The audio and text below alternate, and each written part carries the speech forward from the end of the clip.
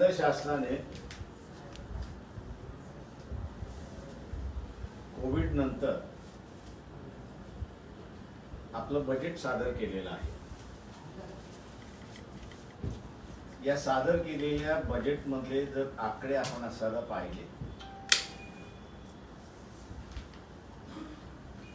Revenue receipt म्हणजे सरकारच्या तिजोरीमध्ये वेगवेगळ्या टॅक्सेस मार्फत जो पैसा येईल, निधी येईल, तो असणारा 1976 42 4 लाख करोड एवढे आहे. आणि रेव्हेन्यू एक्सपेंडिचर आपण असणारा बजेटमध्ये दाखवलाय, त्याच्या फिगर्स आपण बघितलं तर 34 83 23 6 लाख करोड असा आहे. डेफिसिट जर आपण असणारा बघितला तर डेफिसिट हा असणारा 15,06,812 लाख करोड एवढा डेफिसिट आहे. इन टर्म्स ऑफ पर्सेंटेज आपण असणारा जर हे केलं तर 27% हा डेफिसिट आहे. 27% डेफिसिट कधीच बजेटमध्ये राहिलेला नाही. 3-4% डेफिसिटवरती नेहमी रेव्हेन्यू रिसीट आणि एक्सपेंडिचर हे आजपर्यंत खेळत राहिले, अशी असणारी परिस्थिती आहे. सगळ्यात महत्वाचा प्रश्न की कोविडच्या कालावधीमध्ये जे वेगवेगळे कामगार आहेत, व्हाईट कॉलर कामगार आहे, IT सेक्टर मधला असेल, बँकिंग मधला असेल, किंवा स्किल्ड आणि अनस्किल्ड कामगार असेल, किंवा सेल्फ एम्प्लॉयड कामगार जो आहे की ज्याला गिग म्हणून आता नवीन नाव देण्यात आलेलं आहे, ही सगळेजण व्हर्च्युअली कोविड काळामध्ये अनएम्प्लॉयड होते, अशी असणारी परिस्थिती आहे. यामध्ये सगळ्यात वाईट म्हटलं म्हणजे व्हाईट कॉलर ज्याला आपण संबोधतो, याची असणारी परिस्थिती आहे. फक्त ऑर्गनाइज सेक्टर जो आहे या व्हाईट कॉलर मधला तो सेव्ह झालाय, पण व्हाईट कॉलर मधला ज्याची ऑर्गनायझेशनच नाही पण व्हाईट कॉलर म्हणून जो घेतला जातोय, त्याची परिस्थिती अत्यंत वाईट आहे असं त्या ठिकाणी मी नमूद करतोय. याचं कारण की त्याला त्याच्या एम्प्लॉयरनी चॉईस दिला, कामावर जायचं आहे की घरी बसायचं आहे.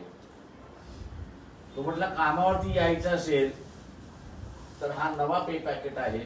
या नव्या पे पॅकेटवरती तुम्ही जर काम करणार असाल तर तुमची इन सर्व्हिस कंटिन्यू होते, अन्यथा तुम्हाला असणारं कामावरनं काढल्या जातं, अशी असणारी परिस्थिती आहे.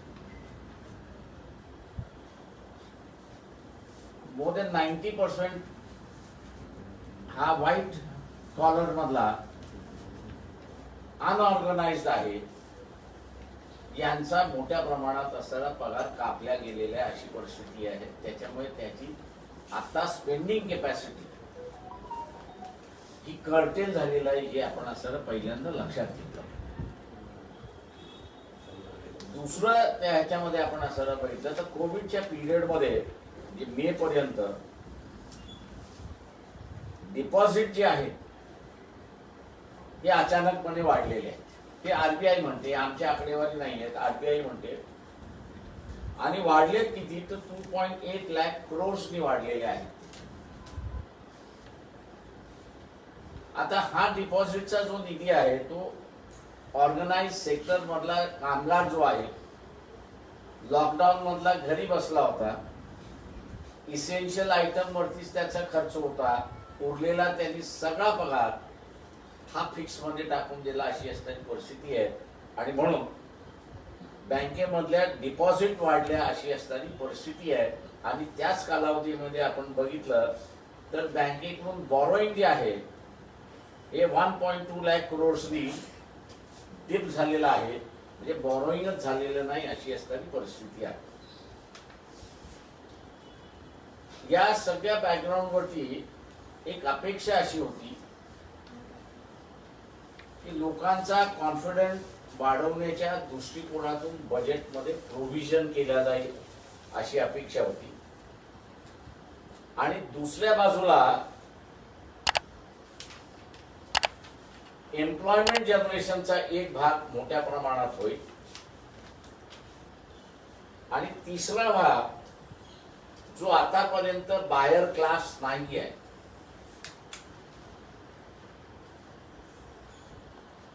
त्या बायर क्लासच्या हातामध्ये शासन फंड देऊन इकॉनॉमीला रिवायवल सुरुवात होईल अशी असणारी परिस्थिती होती. पण दुर्दैवाने MREGS प्रोग्राम जो आहे, नरेगा ज्याला आपण म्हणतो, किंवा महाराष्ट्रामध्ये एम्प्लॉयमेंट गॅरंटी स्कीम आपण ज्याला म्हणतो, त्याचं बजेट यावेळेस 750 कोटींनी कमी केले अशी असणारी परिस्थिती आहे. इतर ज्या दोन वेगळ्या आहेत, रुरल भागामध्ये एम्प्लॉयमेंट देणं, त्याही त्या ठिकाणी असणाऱ्या कमी केल्यात अशी परिस्थिती आहे. जो लेबर मायग्रेट झालेला आहे गावामध्ये, त्यांनी रुरल इन्फ्रास्ट्रक्चर वरती फार मोठ्या प्रमाणात ताण आणलेला आहे. घर शेअरिंग करावी लागतात आहेत, काही जण बाहेर झोपतायत अशी परिस्थिती आहे.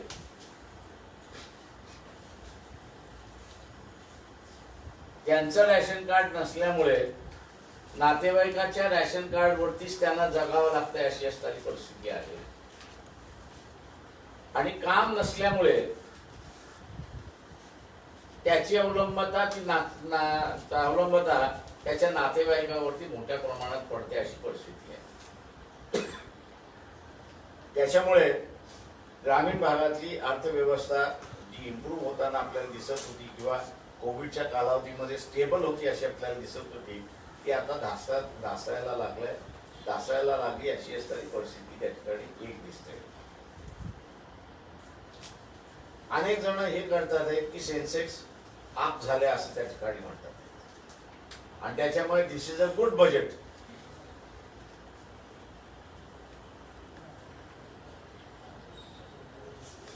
असा एक स्टॅम्प मारला जातो. हा जो कोविडच्या पिरियड मध्ये 2.8 लाख करोड हे डिपॉझिट मध्ये गेले, त्यावेळेस शेअर मार्केट ऑपरेशन मध्ये होतं अशी परिस्थिती नाही. ऑपरेशन मध्ये होतं पण खेळण्याच्या स्थितीत नव्हतं. आता जे शेअर मार्केट अप झाले त्याची दोन कारण आहेत. एक कारण एक्सपेक्टेशन हे आहे की बँकेमध्ये इंटरेस्ट हा कमी मिळतो, शेअर मार्केटमध्ये इंटरेस्ट जास्ती प्रमाणात मिळतो आणि म्हणून हा 2.8 लाख करोड मधला सम पर्सेंटेज हा शेअर मार्केटमध्ये येईल आणि म्हणून शेअर मार्केट हे अप झालंय अशी असणारी परिस्थिती आहे. दुसरं कारण शेअर मार्केट अप झालंय याचं कारण की इथल्या असणाऱ्या इंडस्ट्रियलिस्ट आणि फायनान्शियल विझार्ड जे आहेत त्यांना असं वाटतंय की हे सरकार आता प्रायव्हेटायझेशन मोठ्या प्रमाणात करणार आहे आणि त्याच्यामुळे शेअर्स बाय करणं हा मोठ्या प्रमाणात कार्यक्रम सुरुवात होईल आणि public sector to private sector असा जो प्रवास होणार आहे इथल्या प्रॉफिट मेकिंग कंपनीचा,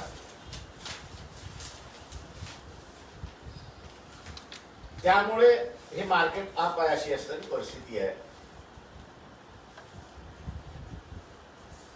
कुठल्याही परिस्थितीमध्ये शासनाला पब्लिक सेक्टर आम्ही विकू देणार नाही. काही टोकाची भूमिका घ्यावी लागली तर ती टोकाची भूमिका पक्ष म्हणून आम्ही असं त्या ठिकाणी घेऊ. लोकशाहीच्या माध्यमातूनच तो लढा आमचा असणारा उभा राहील हे आम्ही असं या ठिकाणी पहिल्यांदा जाहीर करतो. दुसरं आहे त्याच्यातला आणि सगळ्यात महत्वाचं मला असं वाटतंय की इकॉनॉमिक सॉव्हरॅनिटी आणि पॉलिटिकल सॉव्हरॅनिटी ही स्टेबल राहायची असेल तर एक्सपेंडिचर आणि रेव्हेन्यू रिसीट या कुठे ना कुठेतरी मॅच झाल्या पाहिजेत अशी असणारी परिस्थिती आहे. शासनाने जे 3 मार्ग सुचवलेले आहेत, पहिल्यांदा त्यांचा मार्ग आहे की इंटरनल बॉरोइंग हा त्यांचा मार्ग आहे. जी प्रेस नोट काढलेली आहे त्या प्रेस नोट मध्ये आम्ही असं त्या पिरियड मध्ये म्हटलेलं आहे, during the same period the banks liquidity increase by 4 lakh crores. म्हणजे बँकेकडे आज असताना 4 लाख लिक्विडिटी आधीच्या लिक्विडिटी पेक्षा जास्ती अशी परिस्थिती आहे. आता ही 4 लाखाची लिक्विडिटी आपण असताना 8 लाखाची लिक्विडिटी जरी बघितली आणि आरबीआयने लॉंग टर्म बॉन्ड्स काढून इंटरेस्ट फ्री बॉन्ड काढून पब्लिकली पैसा मॉप अप करायचा जरी प्रयत्न केला तरी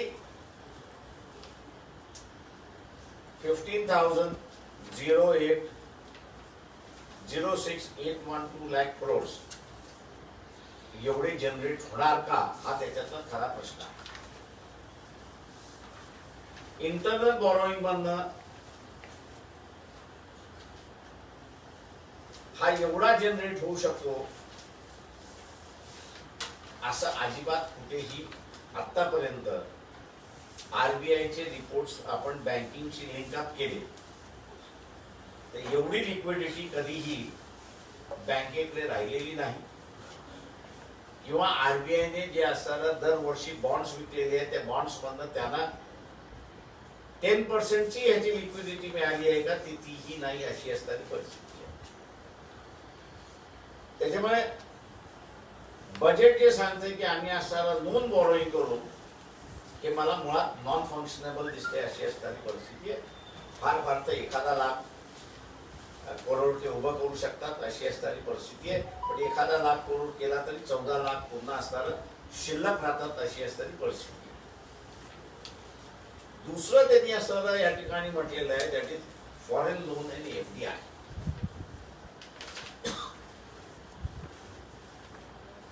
मागच्या वर्षी मॅक्सिमम फॉरेन लोन आणि एफडीआयचं जे आहे त्याच्यामध्ये दी फर्स्ट कंट्री सिंगापूर,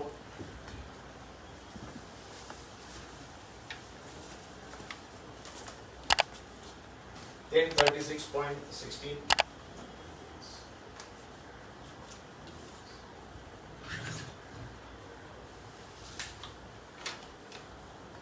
आता हे सगळे ऍड केले म्हणजे जेवढे दिलेले आहेत तेवढं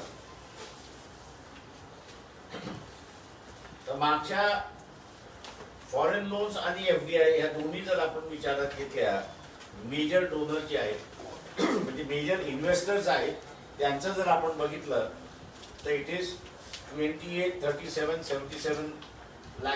77,000 crores. हे 1000 crores आहेत. आता या माध्यमातून सुद्धा आपण बघितलं तर 1 लाख कोटी सुद्धा उभं राहत नाहीत अशी असणारी परिस्थिती आहे. आता हे जे मॉरिशस आणि सिंगापूर मधला जो फंड आलेला आहे हा मॅक्सिमम फंड चायनीज कॉर्पोरेट मधला आहे.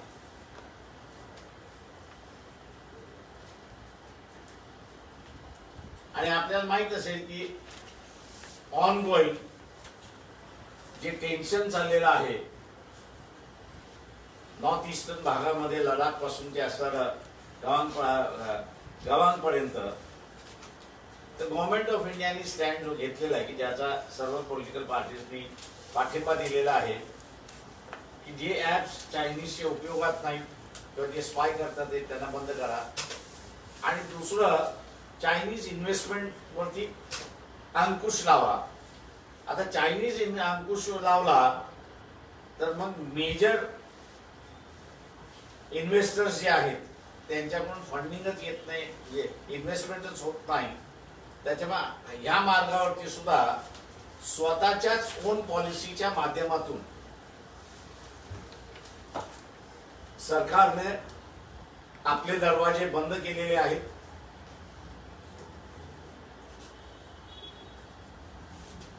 याच्यामध्ये अनेक एक फंड येतोय की ज्याचा असणारं नेहमीच सांगितलं जातंय की आज आपला असणारं एक्सटर्नल बॅलन्स ऑफ पेमेंट मधला फॉरेन एक्सचेंज भाग एवढा आहे. जुन्या आरबीआयच्या रिपोर्ट्स आपण जर वाचले 95 to 2000 या पिरियड मध्ये वाचले तर याला त्यांनी असणारं एक नाव दिलं होतं व्हर्नेबिलिटी. हे जे लोन्स आहे, हे जे इन्व्हेस्टमेंट जे आहेत दॅट इज शॉर्ट टर्म लोक किंवा बँकेमध्ये ज्याला आपण म्हणतो मनी ॲट कॉल, म्हणजे मी बँकेमध्ये ठेवलेले आहे. मी बँकेमध्ये ठेवताना बँकेला सरळ सांगतो ज्या दिवशी मला पाहिजे, ज्या दिवशी मी कॉल केला त्या दिवशी ते मला पैसे मिळाले. तेव्हा असा हा जो असणारा जो फॉरेन एक्सचेंज मधला एक भाग जो आहे की ज्याच्या वर्तमानपत्रातून असणारा फार उदो त्या ठिकाणी केला जातो, तो यांना उपयोगात नाही, फायदेशीर नाही. तो फक्त तुमचा असणारा बजेटमध्ये फुगवण्याचा आकडा म्हणून असणारा त्याच्यामध्ये त्याच्या पलीकडे त्याचं रिलायबिलिटी असं मी त्या ठिकाणी मानत नाही. त्या ह्याच्यामध्ये जो लास्ट सोर्स त्यांनी असणारा त्याच्यामध्ये सांगितलेला आहे तो म्हणजे सेलिंग ऑफ गव्हर्नमेंट एसेट्स. या ह्याच्यामध्ये मी उदाहरणाला 2 घेतलेले आहेत की त्यांचं असं म्हणणं आहे की आम्ही एअर इंडिया विकतो. धरून चालू की आपण त्यांनी असणारे एअर इंडिया विकली,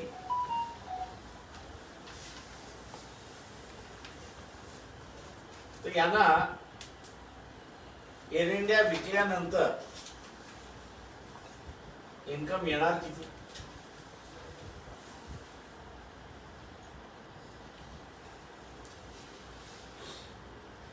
ती फक्त 52, 32, 28 करोड. 52,000 5,23,288 crores एवढेच फक्त त्याच्यामध्ये मिळू शकतात. आणि oil and natural gas which is the दोन्ही ज्याच्यामधल्या असणाऱ्या नवरत्नामधल्या कंपनीज आहेत ते 1 लाख मी धरला असतं तर 1.5 लाख 1.5 ते 2.25 लाखापर्यंत त्यांचं असणारं इन्कम त्या ठिकाणी होऊ शकतो. सेलिंग ऑफ गव्हर्नमेंट एसेट हा कुठल्याही देशाने प्रयोग केलेला नाही. इंग्लंडने हा प्रयोग केला, याच्याबद्दल दुमत नाही. पण इंग्लंडने तो प्रयोग करत असताना त्यांनी कॅपिटलिस्टला शेअर विकले नाही, तर त्यांनी बमाशेल याचे असणारे शेअर्स पब्लिकला विकले आणि पब्लिकला विकून पुन्हा बमाशेल ही असणारी त्यांची गव्हर्नमेंट कंट्रोल कंपनीच राहिली अशी असणारी परिस्थिती आहे. आता हे जे बिहेवियर गव्हर्नमेंटचं आहे की तुम्हाला माहिती आहे की कोविडमुळे असणारं 19 लाख कोटीच तुमचं फक्त इन्कम येणार आहे.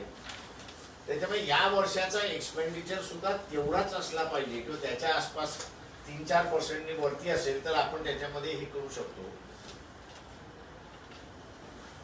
मॅनेज करू शकतो त्या सगळ्याच्यामध्ये. पण ते न करता यांचं जे बिहेवियर आहे ते पूर्णपणे दारुड्याचं बिहेवियर. दारुड्या जसा झिंकतो या बाजूचा त्या बाजूचा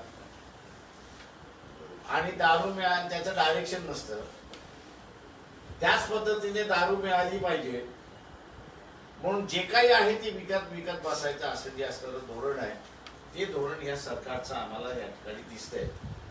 आणि म्हणून आम्ही म्हणतोय की दिस इज अ ड्रंकन गव्हर्नमेंट. दारुड्याचं सरकार आहे. लोकांनी जसं दारुड्यापासून वाचतात तसं असताना यांनी या शासनापासून वाचलं पाहिजे.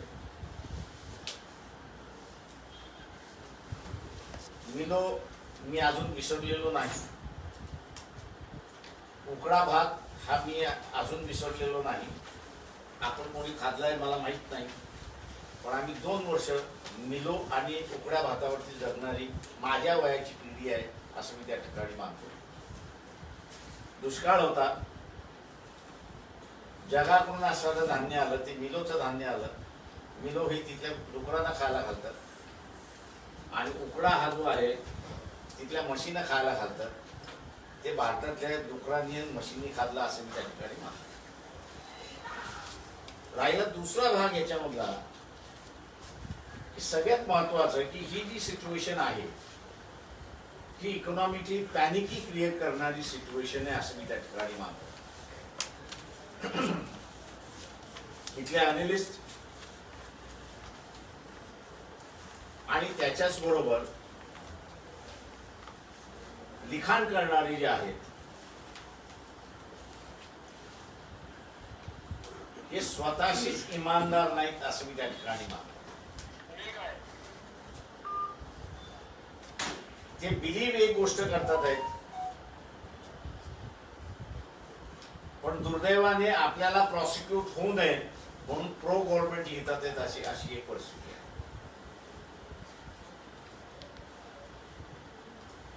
कपल त्याच्यामध्ये असताना आपण बघितलं तर आंदोलनाशी कसं वागावं हा त्या सरकारचा नियम आहे. परंतु शेतकऱ्याच्या आंदोलनाला खलिस्तानाचं आंदोलन आहे असं जे वारंवार भासवलं जात आहे आणि मी हा मुद्दाम इश्यू उपस्थित करतो याचं कारण की किऑस हे जर क्रिएट करायचं असेल तर नुसती इकॉनॉमिक सिच्युएशन क्रिऑस करत नाही, तर सोशली अनरेस्ट हे त्या इकॉनॉमिक सिच्युएशनशी कपल झालं तर इथे असणारा अनरेस्ट आहे अशी असणारी परिस्थिती. आज इकॉनॉमिक फ्रंट वरती सुद्धा आपण असणारा फिऑटिक सिच्युएशन मध्ये आहोत आणि लढाऊ सेक्टर मध्ये म्हणजे लढाऊ याचं नाही म्हणत आहे, बॉर्डरवरचं नाही म्हणत आहे, पण इंटरनली जे आंदोलनं चाललेली आहेत त्या इंटरनली चाललेल्या आंदोलनामुळे सुद्धा सोशल अनरेस्ट फार मोठ्या प्रमाणात धगधगतोय. मी गव्हर्नमेंटला अपील करणार नाही पण जनतेला अपील करणार आहे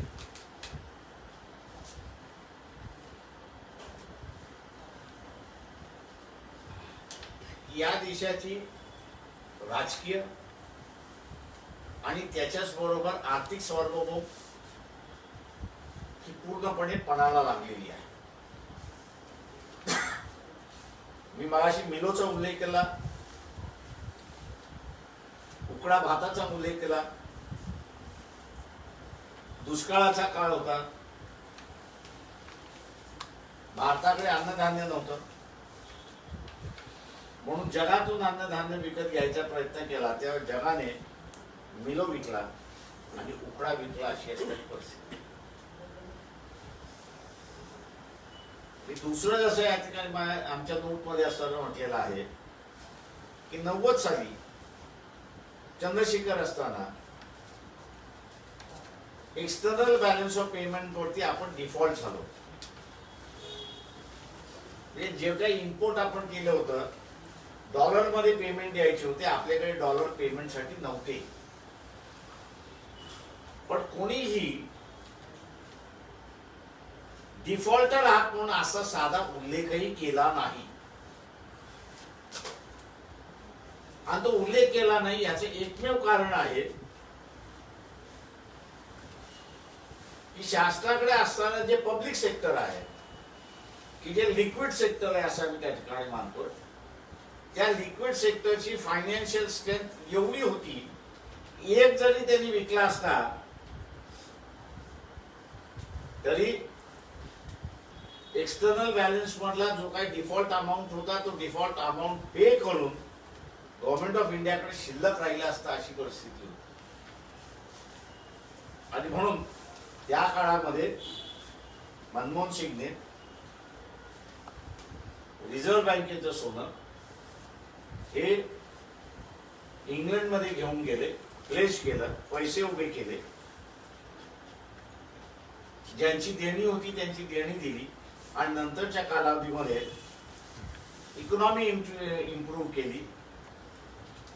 ज्यांच्याकडून कर्ज घेतलं होतं त्यांचं कर्ज परत केलं आणि पुन्हा सोनं भारतामध्ये परत आणलं अशी परिस्थिती आहे.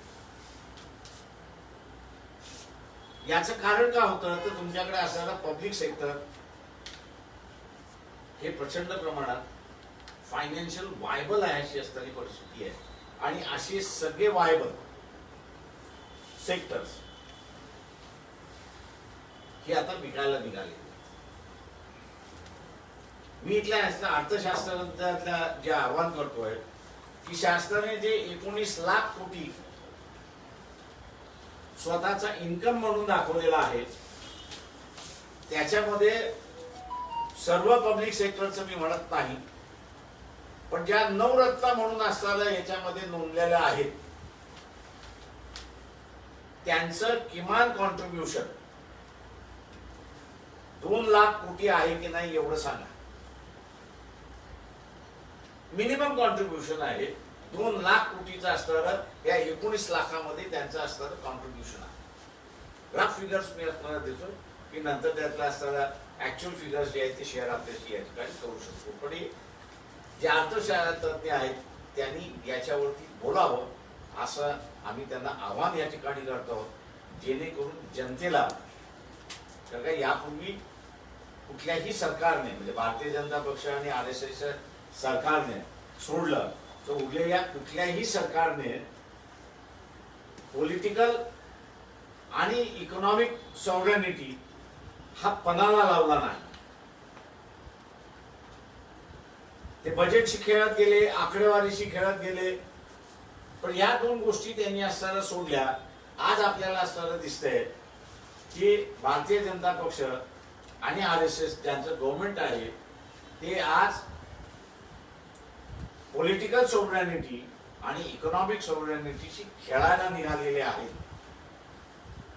आणि त्यांचा हा खेळ आम्ही असताना मानतोय देशाच्या हिताचा नाही.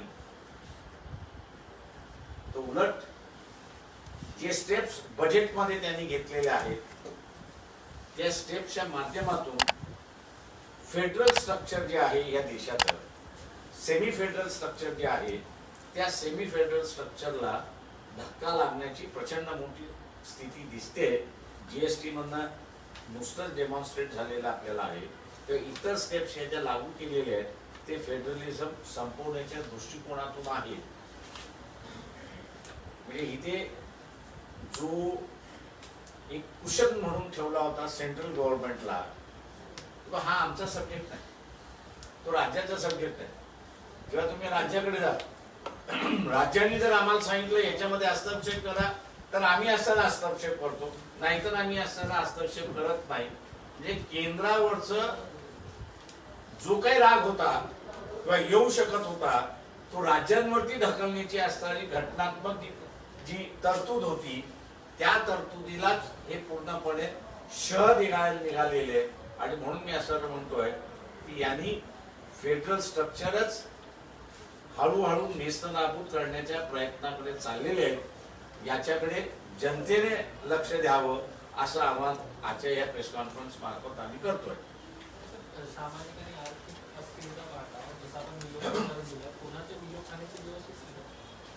ते मी उदाहरण दिलं की मिलोची सिच्युएशन याच्यासाठी दिली की तुम्ही स्टेबल नसाल तर मग जग तुम्हाला डिक्टेट करत. आणि त्यावेळेस भारताची स्थिती अशी होती की 65 युद्ध संपलं होतं, दुष्काळ झाले होते,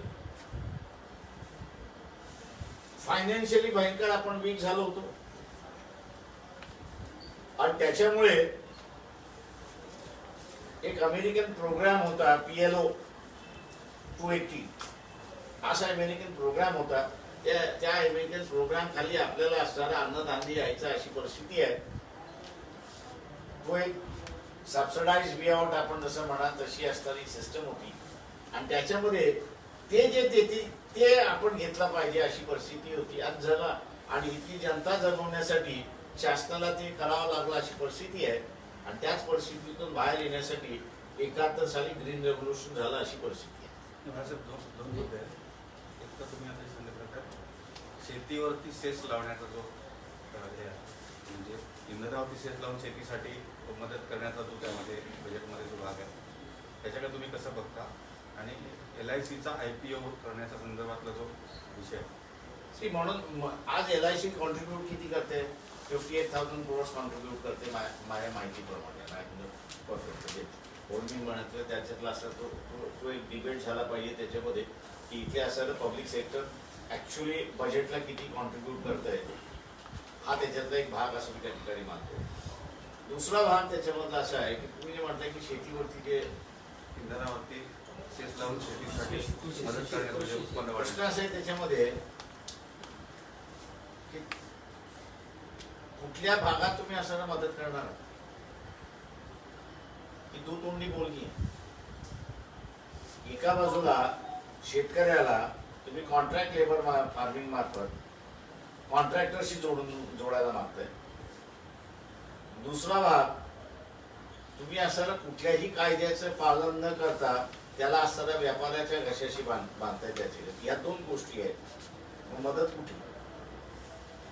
हे मनमोहन सिंगच्या कालावधीमध्ये एक सेस लावण्यात आला होता की इम्पोर्ट अलाव केल्यानंतर ज्या ज्या कंपन्या बंद होतील आणि तिथला असणारा कामगार बेरोजगार होईल तर त्याला रिहॅबिलिट करण्यासाठी एक फंड टॅक्स लावण्यात आला होता.